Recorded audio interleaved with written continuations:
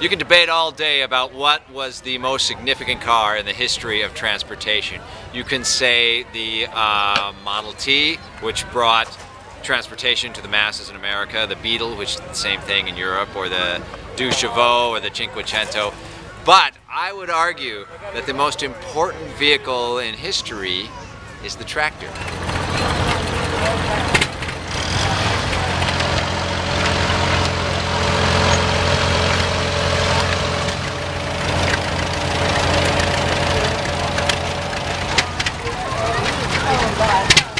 Because you see, when you had the tractor, all of a sudden, one guy could do the work of 40 other guys and 2 mules, or a million guys who were, you know, working for the Perro or somebody.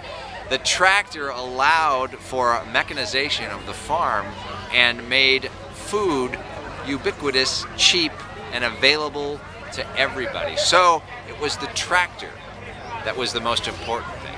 Now, tractors, simple as they were, evolved over time. So there's one evolving right now.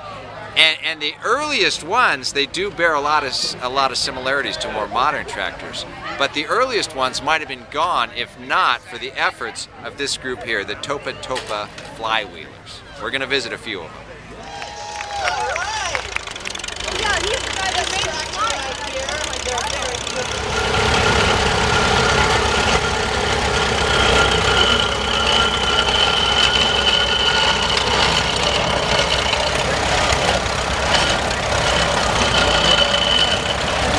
Okay, this is Butch Bolton of the Topa Topa Flywheelers, who restored this case tractor, and you were just telling me a little bit about it. Could you tell me? It looks like it's made out of a solid piece of iron, but it almost is, isn't it? Well, the main part of the chassis is solid casting and then machined out. The engine, the bottom half of the engine pan is actually part of the casting of the chassis. It's well, wow. So that's all one piece. That's one casting from here, and it goes through, and you can see this here is the pan. And all the way through, all the way to right here.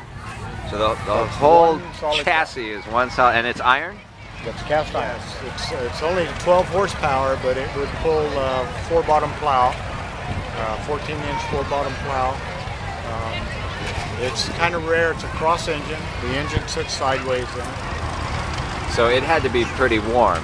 Yes. To run on kerosene. How many cylinders does this have? 4-cylinder. Where are they? Oh, they're transverse forward, just like a Honda Accord. Yep. Exhaust and intake manifold. So in the same manifold? In the same manifold. Inside here is actually a tube that is the intake manifold. So the exhaust goes around that tube and preheats the air, so it will run on kerosene. John Peterson of the Topa Topa Flywheels. You have a couple of tractors here, but this one is your pride and joy, right? Yeah. Tell us about this thing. I've been looking for a hard part because my father, that was the first tractor my dad ever drove. So I figured I better get one. 2-cylinder, horizontal engine, with a crank there. So the 2 cylinders were side by side? Side by side. And then the main flywheel here for counterbalance. And then it goes into the transmission here. Transmission is this long box with the lever on top, okay. This is your speed selections, low, medium, and high. 3 speeds? Reverse. Oh, okay, 4 speeds if you count reverse. Yeah. Okay. And then there's your emergency brake here. And this is your clutch. So it was either engaged or disengaged. Describe like these guys who designed these tractors. What did they need to do?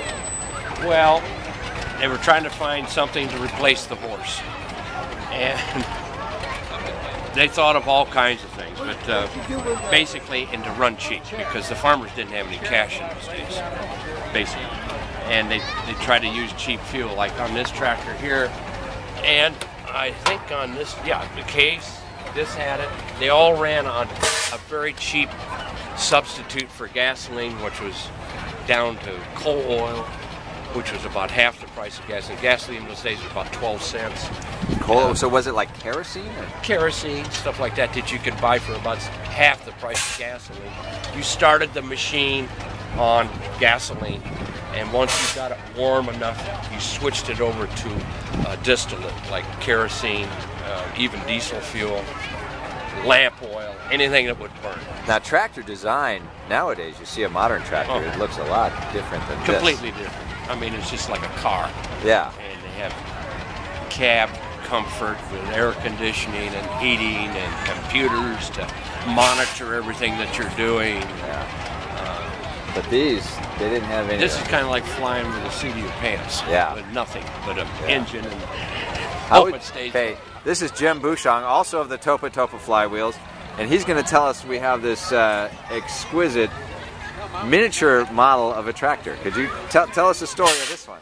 This is a 1/3 scale model of a 1913 case steam engine, 60 horsepower.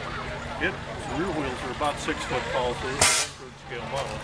And then back there is a 1/3 scale model for a case apron. So how does this work then? This big thing here is where the steam accumulates? Yeah, that's right. This is a steam park. Back here there's a firebox. You build a fire back here. You fill the boiler with water.